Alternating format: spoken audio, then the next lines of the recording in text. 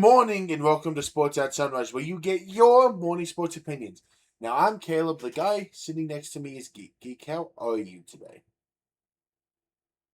Controlled answer. I'm not doing great. Controlled It's answer. fine. So, How's the zombies? well, that's over, actually. Fuck you, by the way. All right. We're going to only focus on basketball today because all the NFL news is all up in the air still. And baseball has been baseball the last few days.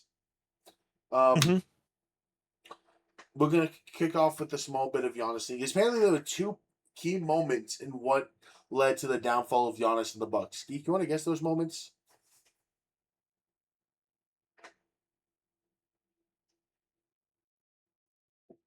I don't know if they was it cutting Dame, trading Dame, whichever Dame one they was did. not one of the two. Oh, really? I don't know then. Trading Drew Holiday. Yeah, that's fair and makes sense. And firing Budenholzer. Also probably makes sense. You know, trading the guy he won the title with, and the huge part of why they won the title, and the coach that, won them the title 2 seasons after they went there, is a choice. Mm-hmm.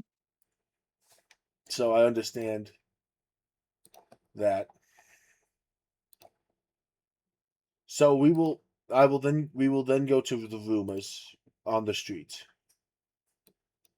The Heat are still interested in Ja Morant. They had a lot of interest pre-Giannis. There's still a world they could try to make a move there, but it's not as likely. But Giannis is expected to be. How do you make the money work? Ja's expected to be on the move this week. Norman Powell would be a big part of that. I guess your team would get better. Sign and trade of Norman Powell and others, but they probably won't. The Mavs and Raptors are the two teams the most interested in Kawhi. Sorry, they're the two teams Kawhi is the most interested to join. With that backwards. Send him back to Toronto, man. The package there would include Brandon Ingram and Grady Dick. Nice. Yeah. But I think the Mavs would be the most fun team. Cam, Flag, and Kyrie. Kyrie's leaving. Nope. Yeah. Nope. Kyrie's still a Timberwolves. Yeah, that I can't even make that joke anymore. No. That's tough. The Warriors are trying to trade for Anthony Davis and then sign LeBron in free agency. I genuinely want that to happen. That would be fun, wouldn't it? Especially, like we've seen, I know Steph is a great ball handler. Steph off ball is sick. Go let LeBron be a true point guard. Let AD be. AD's got to just accept the fact that he's a center at this point and just deal with it. He just is. I'm sorry. Who is beating the starting five of Steph, LeBron, AD, Draymond, and whoever the hell else you want to throw in there? Probably Pops. Technically, Jimmy Butler. Jimmy Butler would be included in the trade. Nah. Jimmy would be a part of the trade for Davis because they'd have to make the money work. Right. But because he's not going to play this year, and it's his contract, well, he's not going to play most of the year, and it's a contract year, the Wizards are just going to cut him. And then he's going to sign vet men back to the Warriors. You're going to have Bron, Curry, Jimmy, AD, and Draymond. And they're just going to go, and they're going to win 16 playoff games in a row, and nobody's going to have a chance. And then LeBron, Steph, Draymond, and AD are all going to retire. Can I say this? Do not doubt Jimmy Butler. He was only listed as doubtful for their playoff play-in game last season. Do you remember that? Yeah. Also, by the way, Jimmy totally would leave for them and come back for the minimum just so he could win a championship at this point. And no one but also, he can't handle getting clowned for Wiggins and Cat having rings and him not. He can't do it. He's not going to be able to live. He is going to join a super team. It's undoubtable. But no one would hate on him doing it either. No. Because Jimmy Butler's had put up too damn hell of Oh, an I was going to efforts say to try to he's get rid. like the biggest playoff riser in the history of the Like, sport. I don't care. I don't care. Like, oh, he joined the super team. Dog, Jimmy Butler was the man who was. You know the meme of like an army and then there's the one guy holding a sword. That was Jimmy Butler in two finals where he tried. Yep.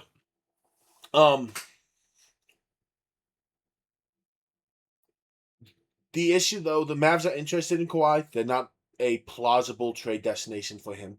Is the issue just because of assets? Fair. The Clippers may try to re-sign John Collins. They are also interested in Goga Badachi. Okay. Right? Kevon Looney and Robert Williams are on the Celtics target lists. You're not getting Kevon Looney. Kevon Looney's He's still a in the Warrior league? He's still on the Warriors. Right? I'm not tripping. He's still a Warrior.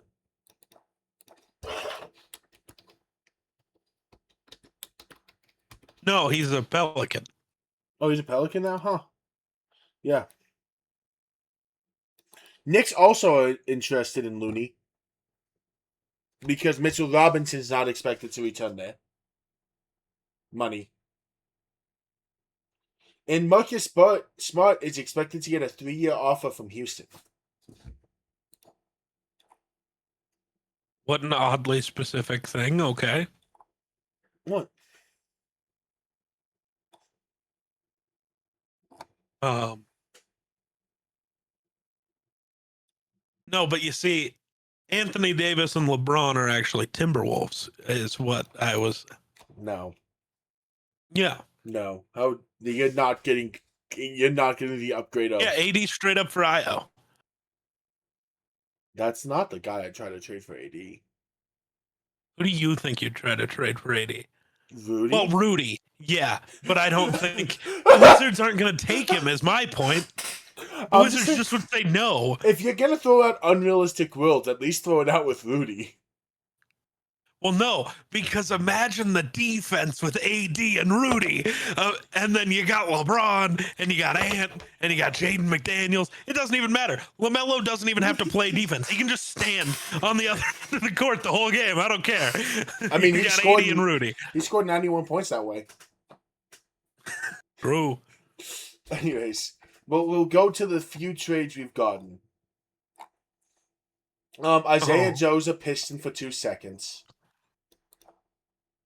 Thunder fans are mad, so I like it. Isaiah Joe's a good player. They just have to clear roster spots is the issue.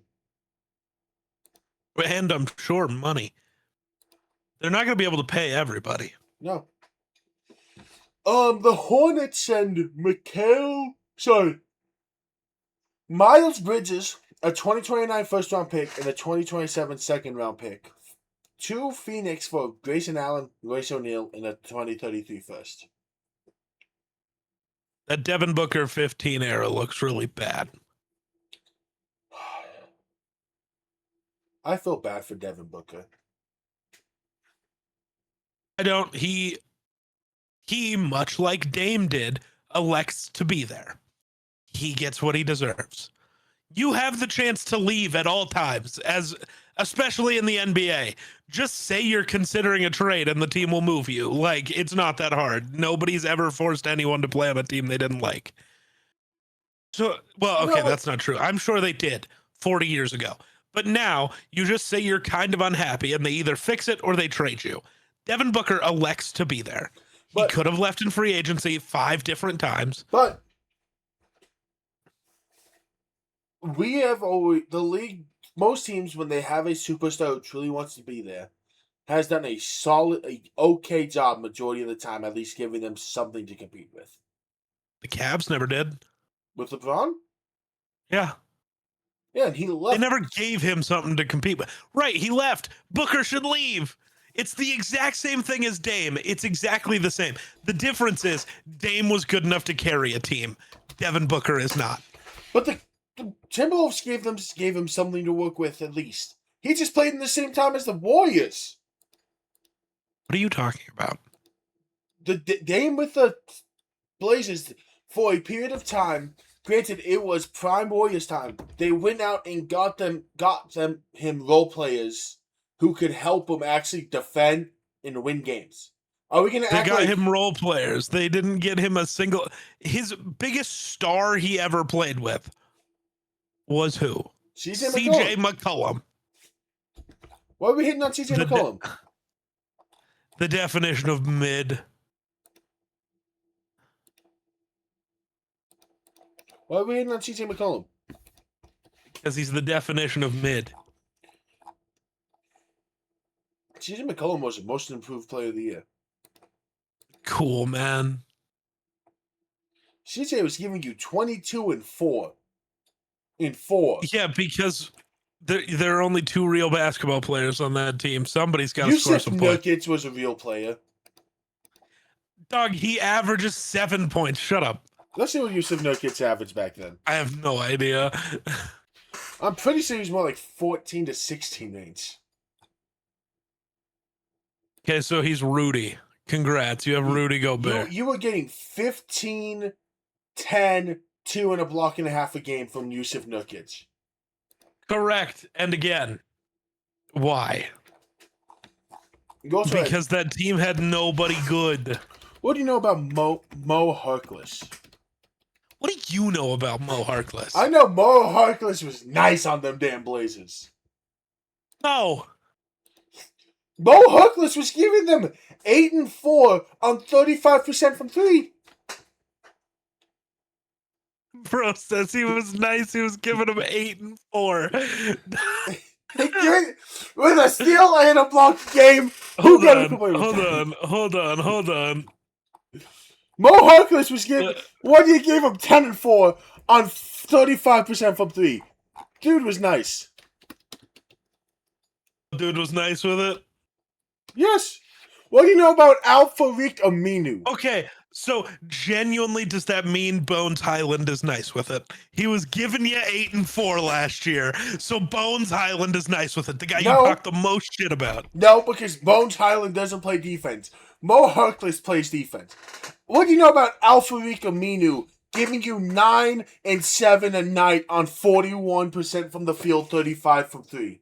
What do you know about Al-Farouq Aminu? I know a lot about Al-Farouq Aminu. I know he was really not that good, but he kept getting opportunities because teams like the Blazers needed people on the court. What do you know? You're never going to convince... Okay, Caleb, you're never going to convince me in some revisionist world that the Blazers built around Dame. You're never going to convince me. Nobody has ever thought that. Nobody ever will think that. You're just spinning a weird-ass narrative to try to support Devin Booker, who actually has had more help than Dame ever had. Yeah, and then KD is a better second star than anyone. Fuck, Chris Paul is a better second star than what Dame had. Plus, they had better role players. Plus, they had better coaching. The issue is the Suns aren't that good, and maybe Devin Booker's not a winning player. But every time the Suns build something nice, they throw it away 2 seasons later. Well, that's because KD demands out, because KD knows he can't win without Steph, but he doesn't know how to admit it. KD would have been fine there if they didn't play Bradley fucking Beal $40 million to do nothing.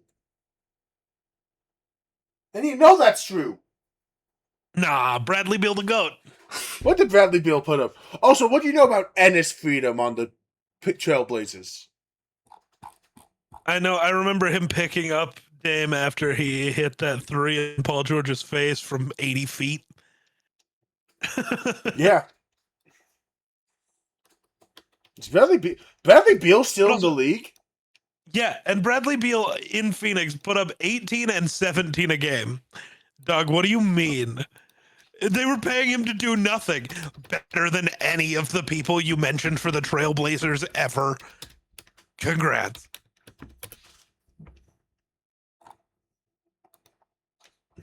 I just finally was able to get his page, by the way. Bradley Beal over 30 points a game twice? Yeah, because when he was in the... What? Yeah, because when he was on the Wizards, it was only him for 2 years. I know, but still, that's crazy. Averaged 30 and a half points and somehow missed an All-Star game is crazy.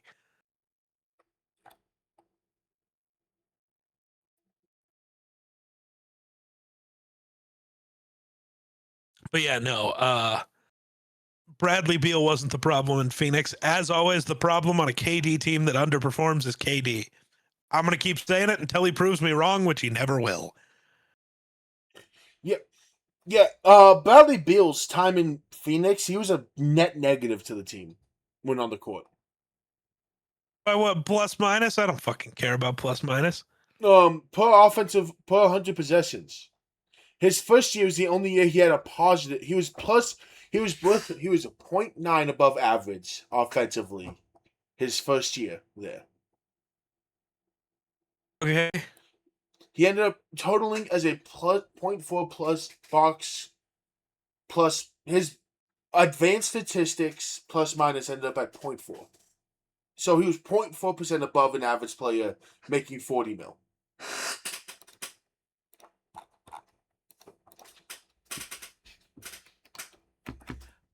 Kevin Durant, I swear to God, if you let me down and you're What am I looking at? Higher than I don't know how offense and defensive ratings work, but I don't either, because I saw that too, and I'm like, there's no way Bradley Beal was ever a 121 if 100 average. No, so I'm pretty sure how I don't know how that works, but I don't I'm know looking how. it up. But I'm looking it up. Total points scored times 100 divided by total possessions.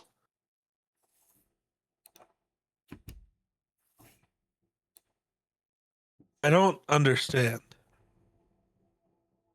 Okay, so the closer to 100 you are, the better.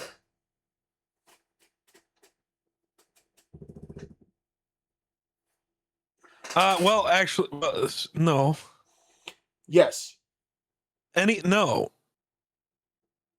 For defensive Why would rating, it be yes. closer to?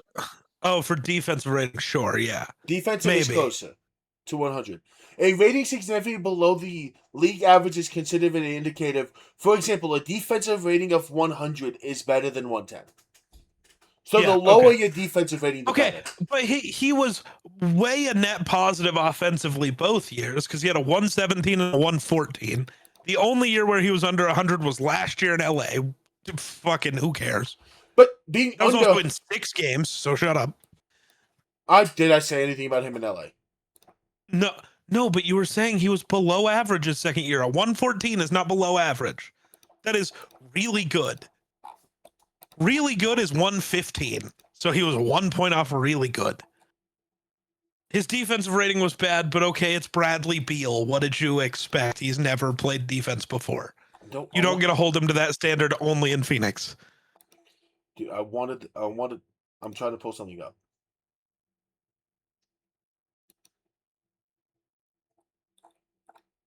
He also had positive win shares both years.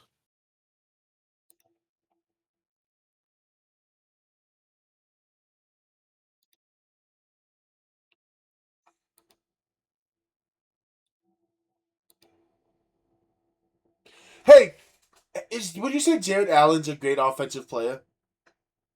Would I say great? No. Well, he led the league in offensive rating that year. Bradley Beal was an above average offensive player.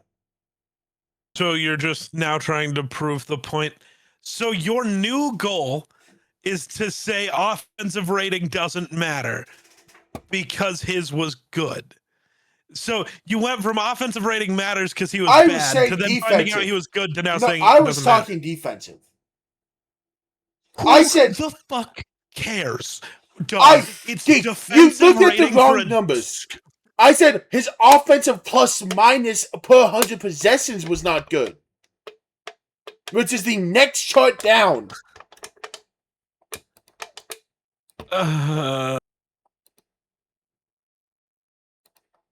Brother, what?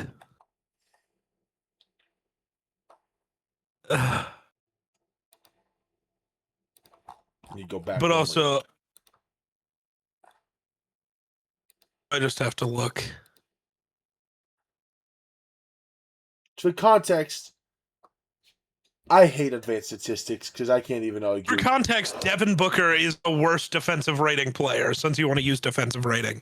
So, Devin Booker's a net negative to his team. Can I talk real quick? I'm losing my own argument because Booker and LeBron had the same offensive rating that year. In the statistic I'm using, I will admit defeat.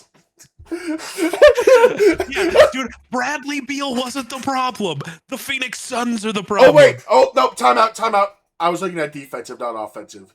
They did not have the same offensive rating that year. Offensive box plus minus. But, okay, yeah, I still lose because Also, Jaylen Brown's in new the same question. category with him. Yeah. But, okay, are you going to look at me and say Bradley Beal is worth $40 million? Every NBA player makes $40 million, so yes.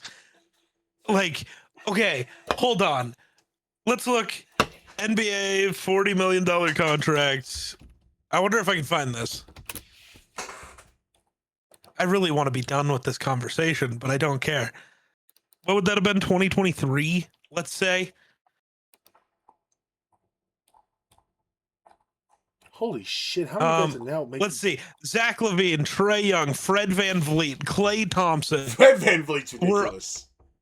We're all also making $40 million that year. So by that standard, Klay made yes, sense. Klay was still averaging. No, he wasn't. In 2023. Okay, you're going to say Klay was still averaging, and it's going to be the same numbers as Bradley Beal. The only argument you have is that Klay plays defense. Yes, he plays defense and shoots the ball better. But what did Klay put up? 18 a game. Oh, so the exact same. Like, that is my entire point. That's all I was saying. Is he worth $40 million?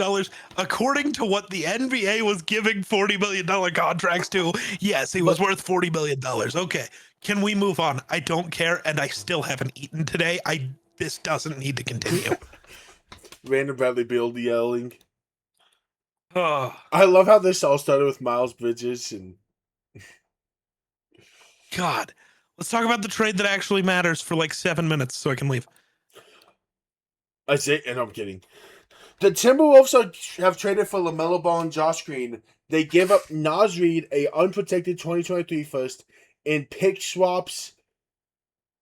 3 first and second are pick swaps, pretty much. Yeah, that aren't real. Because Charlotte doesn't even end up with the best of the swaps. Yeah, none of the swaps. So they're already swaps that are pick swaps. So, like, that are already kind of between the teams. So Charlotte goes from having, like, the worst odds in the swaps to the second worst odds now. It doesn't matter. They're literally nothing burger swaps. And in most of the cases, it doesn't matter. Charlotte would want their own pick over Minnesota's anyways. Yeah. Because Minnesota's a real basketball team and Charlotte's going to go back into purgatory because they got rid of their offensive engine. I get it. He can't play defense, but I don't care. Steph Curry proved to us that you don't need to play defense as a point guard to win championships if the team is built well.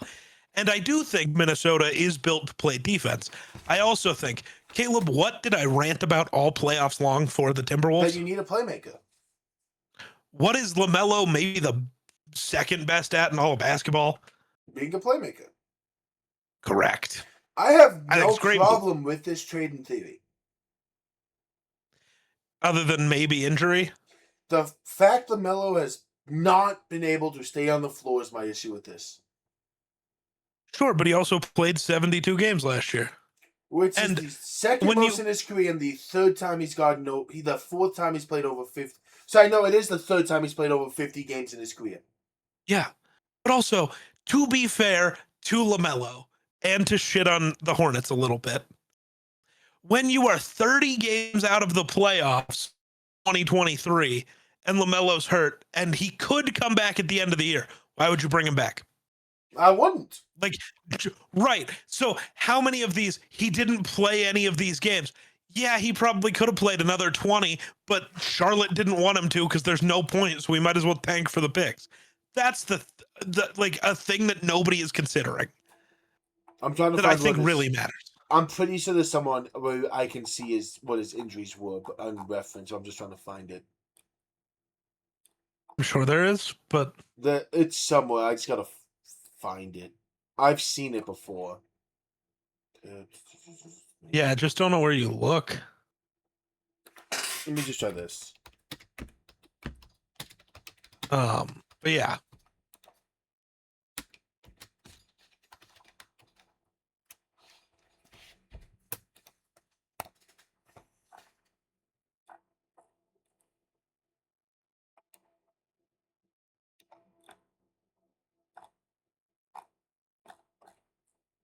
I hate how this website is organized.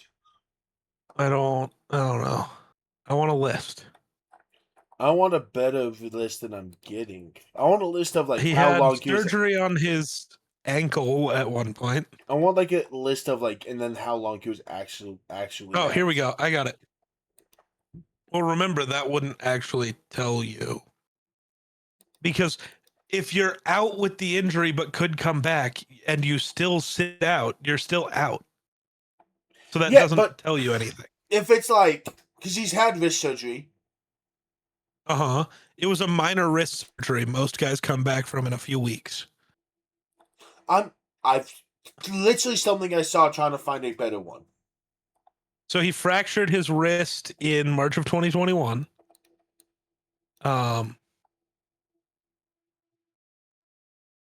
That kept him out for 20 games, and then he did come back. But that was his rookie year. Season-ending ankle injury, where he fractured his ankle. Well, so it started because he sprained it multiple times that year, because he would come back and re-sprain it because he was never getting fully healthy. And also, that's tough. Yeah, he suffered the injury in the preseason, missing the first 13 games. And then 3 games after his debut, he stepped on a fan's foot during a game and sprained his ankle again. And then that was in November. And then in January, he did it again. And then in February, it broke. Yeah. But he has not proven, and you can take the argument all you want. You know, if it was any other team, you'd be arguing the same thing I am. Can he stay on the court? Because the issue with the Timberwolves last season was everyone got hurt in the playoffs.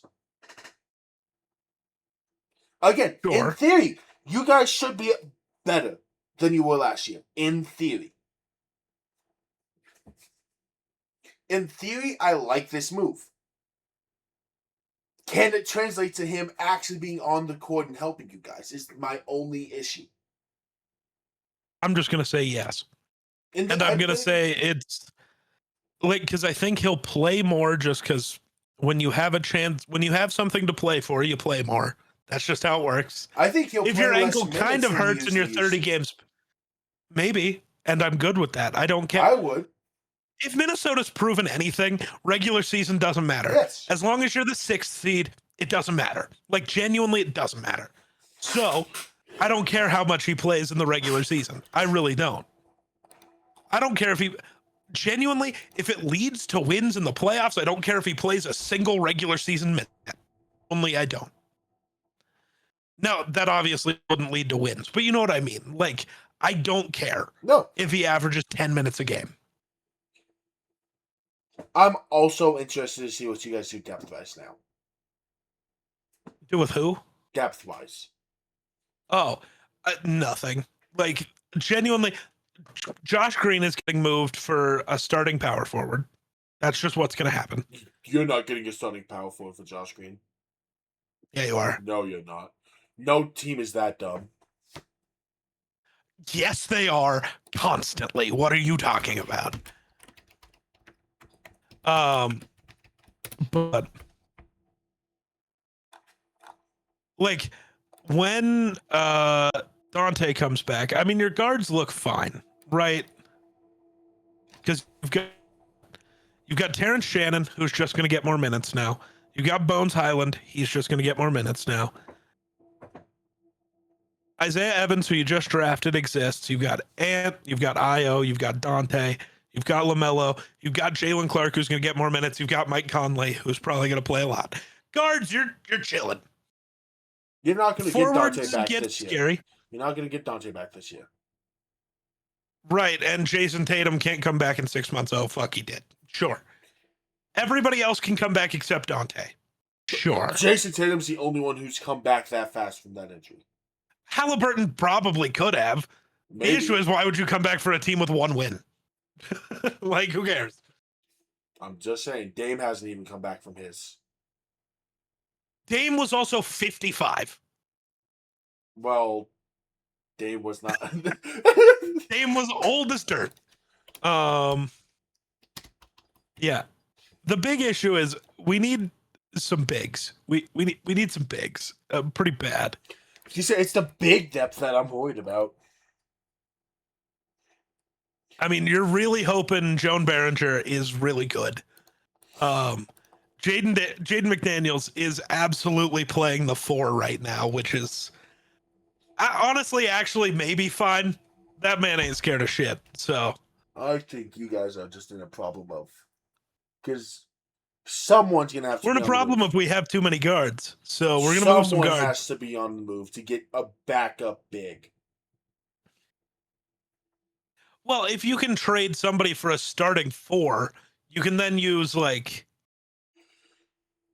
we're not in the second apron, so you can use your mid-level exception on a backup big. Go and then get you're John good. Collins in free agency. Right, like something. Like there's a few options. You figure it out. But I genuinely think you got to move Josh Green and maybe something else if needed to go get something. You'll need to move Josh and something, because Josh Green ain't done shit in his career, and there ain't no one who will trade a starting caliber guy unless they get picks for him. Go get DeAndre A lot of Ayton. teams would. Go get DeAndre Ayton off the bench. No. No, I don't want to. Go get Drummond off the bench. See, now that I'm more intrigued by. Especially since, didn't that man learn how to shoot? Yes. He gave himself another 5 years of his career.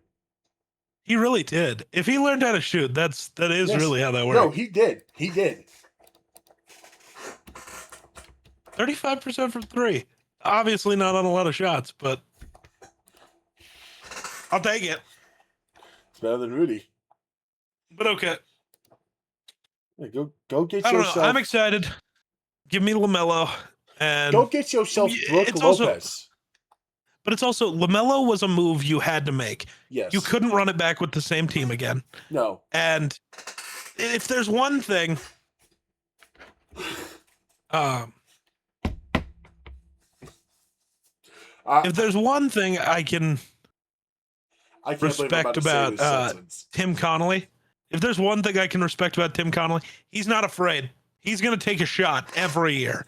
Does it work? Who knows? But he takes a shot. I never thought I'd say this sentence I'm about to say.